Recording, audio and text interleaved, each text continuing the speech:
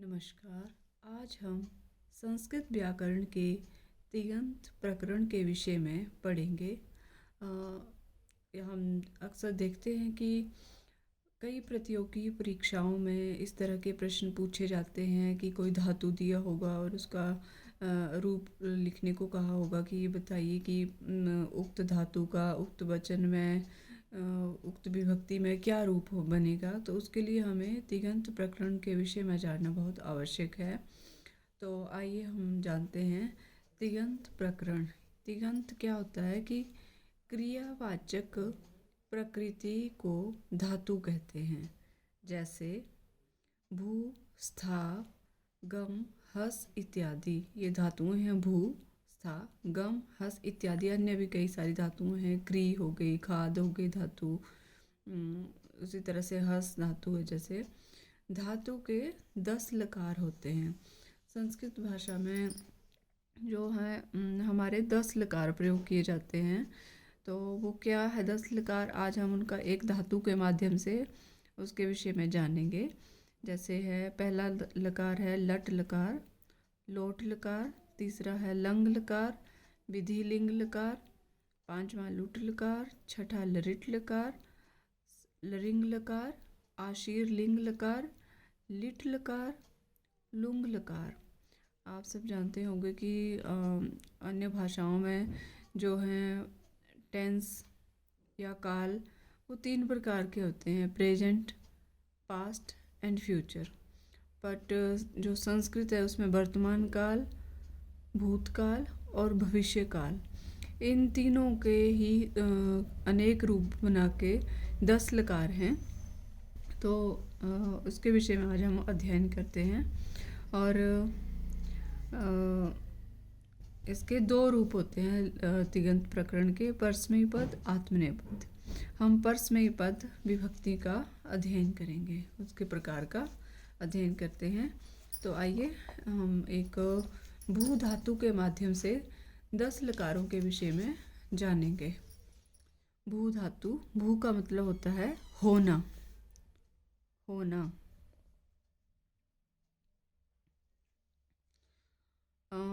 लट लकार, लट लकार का मतलब है वर्तमान काल, जो प्रेजेंट टेंस जो वर्तमान में अभी घटित हो रहा है वो है वर्तमान काल। जैसे मैं आपको तिङन्त प्रकरण के विषय में पढ़ा रही हूँ तो वो होगा लट लकार।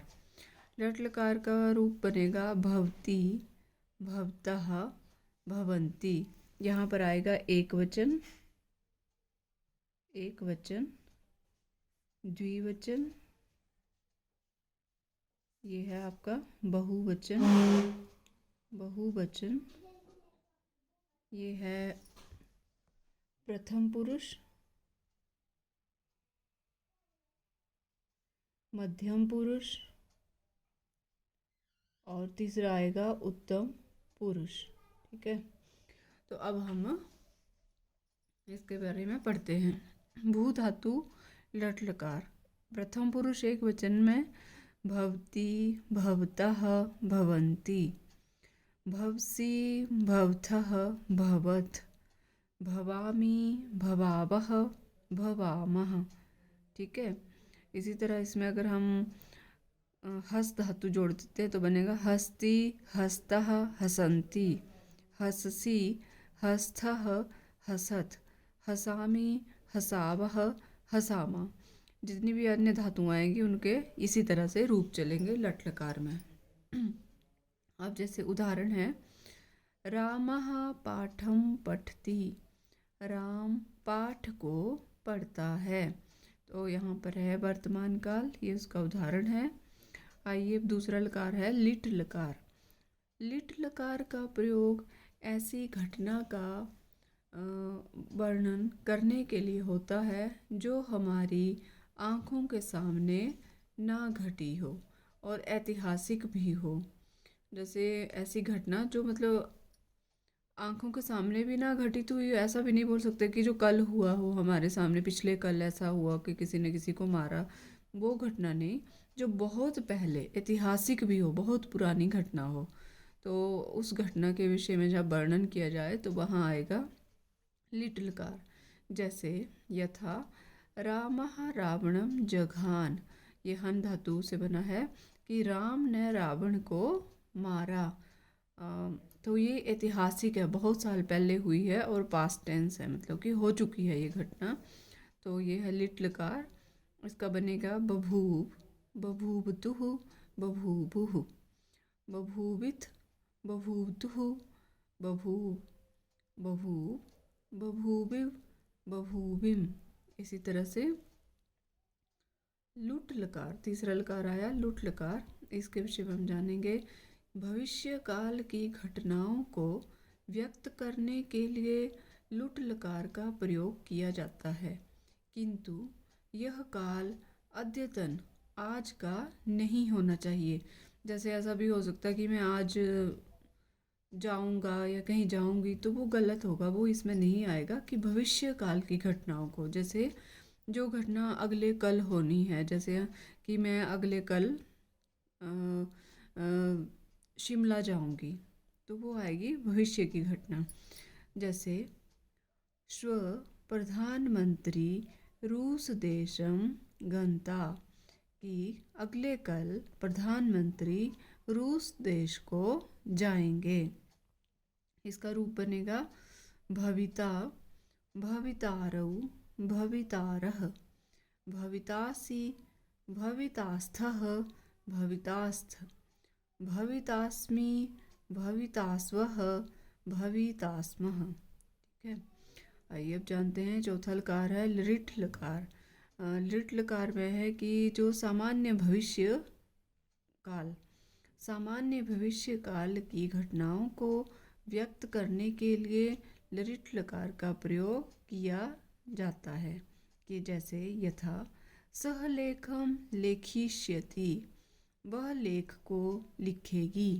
तो इसका उदाहरण बनेगा, इसके जो लकार के चलते हैं रूप वो हैं भविष्यति, भविष्यतः, भविष्यन्ति, भविष्यसि, भविष्यथः, भविष्यत्, भविष्यामि, भविष्यावः, भविष्यामः। तो उम्मीद है आपको समझ आ रहा होगा। अक्सर प्रश्न पत्र में ऐसा पूछ लिया जाता है कि एग्जाम्पल कुछ ऐसा लिखा होगा लुट लकार, और एग्जाम्पल दिए होंगे कि ये किस तरह की घटनाओं को व्यक्त करता है। तो हम इन उदाहरणों के माध्यम से समझ सकते हैं आसानी से। और इसका पांचवा लकार है लोट लकार। आज्ञा देने के भाव को प्रकट करने के लिए लोट लकार का प्रयोग किया जाता है। जहाँ पर कोई ऐसा वाक्य आए जिसमें आज्ञा दी जा रही हो, वहाँ पर लोट लकार का प्रयोग किया जाता है। जैसे यथा सह गृह कार्यम करोतु, वह घर के काम करता है, वह घर का काम करेगा। आज्ञा देने का भाव प्रकट हो रहा है, उसको बताया जा रहा है कि तुम घर का काम करोगे। इसका रूप बनेंगे भवतु, भवताम, भवन्तु, भव, भवतम, भवत, भवानी, भवाव, भवाम। ये तो आपको स्पष्ट ही है कि एक वचन, द्विवचन, बहुवचन, प्रथम पुरुष, मध्यम पुरुष और उत्तम पुरुष। धातु सबकी मैंने एक ही चलाई है, भू धातु, ताकि समझने में आसानी रहे।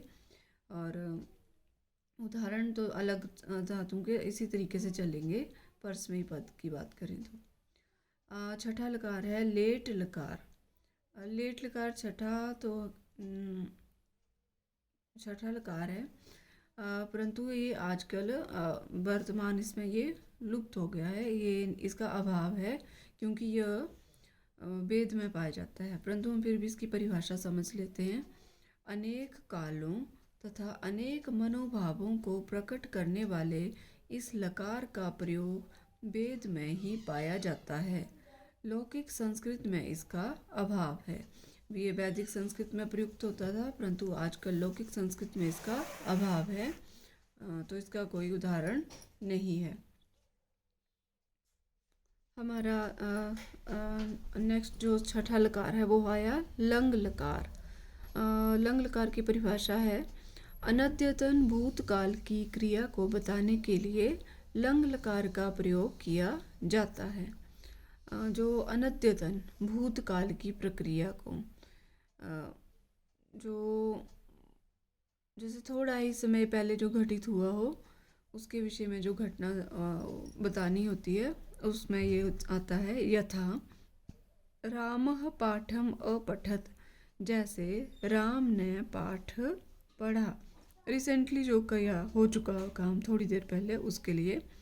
तो इसमें भू धातु के रूप बनेंगे अभवत, अभवताम, अभवन, अभवः, अभवतम, अभवत, अभवम, अभवाव, अभवाम। उसी तरह से सातवां है विधि लिंग लकार। लिंग लकार है मुख्यतः, और लिंग लकार के दो रूप हैं, विधि लिंग और दूसरा है आशीर लिंग। ठीक है, दो लकार हैं, लिंग लकार के दो भाग हैं, एक है विधि लिंग, दूसरा है आशीर लिंग। तो विधि लिंग क्या है? चाहिए, करे आदि विध्यात्मक भावों को प्रकट करने के लिए विधि लिंग का प्रयोग किया जाता है। यथा सह लेखम लिखेत। जैसे वह लेख को लिखता है, उसे सह लेखम लिखेत, उसे लेख लिखना चाहिए, चाहिए या करे, या जैसे आज्ञा दे रहे होते हैं थोड़ा सा इसमें कि वह लेख लिखे या उसे लेख लिखना चाहिए। इस तरह का जब वाक्य आता है तो वहाँ पर विधि लिंग लकार का प्रयोग होता है। तो इसके रूप बनेंगे भू धातु में भवेत, भवेताम, भवेयुः, भवेः, भवेतम, भवेत, भवेयम, भवेव, भवेम। और लिंग लकार का दूसरा भेद है आशीर लिंग। आशीर लिंग के विषय में इसकी परिभाषा है कि इसका प्रयोग आशीर्वाद देने के लिए होता है।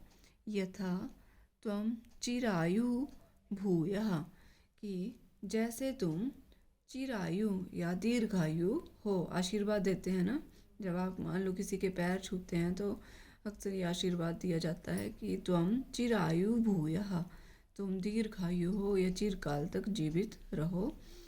तो इसके रूप बनेंगे भूयात, भूयास्ताम, भूयासु, भूयः, भूयास्तम, भूयास्त, भूयासम, भूयास, भूयासम। तो हमारा नवम लकार है लुंग लकार। सामान्य भूतकाल की क्रिया को व्यक्त करने के लिए लुंग लकार का प्रयोग किया जाता है। यथा पुरा राजा नलः अभूत, कि जो सामान्य भूतकाल की क्रिया होती है उसको व्यक्त करने के लिए इस लकार का प्रयोग किया जाता है। जैसे पुराने समय में राजा नल अभूत हुए, पुराने समय में नल नाम का राजा था। जो हो चुका भूतकाल का उस तरह की घटना उसको व्यक्त करने के लिए इसके लकार के रूप चलेंगे अभूत, अभूताम, अभुवन, अभू, अभूतम, अभूत, अभुवम, अभू, अभव, अभूम। तो ये है लुंग लकार। 10वां लकार है लृंग लकार। भाषा में कभी ऐसी स्थिति भी आती है जब किसी एक क्रिया के ना होने पर दूसरी क्रिया में सफलता नहीं मिलती है। वैसी स्थिति में लृंग लकार का प्रयोग होता है। यथा यदि वर्षा अभविष्यत तर्हि दुर्भिक्षम न भविष्यत, कि कई बार ऐसे डबल दो सेंटेंसों वाले वाक्यों का प्रयोग कर देते हैं कि कभी ऐसी स्थिति आती है जब किसी एक क्रिया के ना होने पर दूसरी क्रिया में सफलता नहीं मिलती, तो वैसी स्थिति में इसका प्रयोग होता है। जैसे यदि वर्षा अभविष्यत तरही, कि यदि जहाँ पर प्रयोग आ जाता है कि यदि वर्षा, यदि बारिश अभविष्यत हो जाएगी तो तरही तो दुर्भिक्षम अकाल न भविष्यत, अकाल नहीं होगा। ठीक है।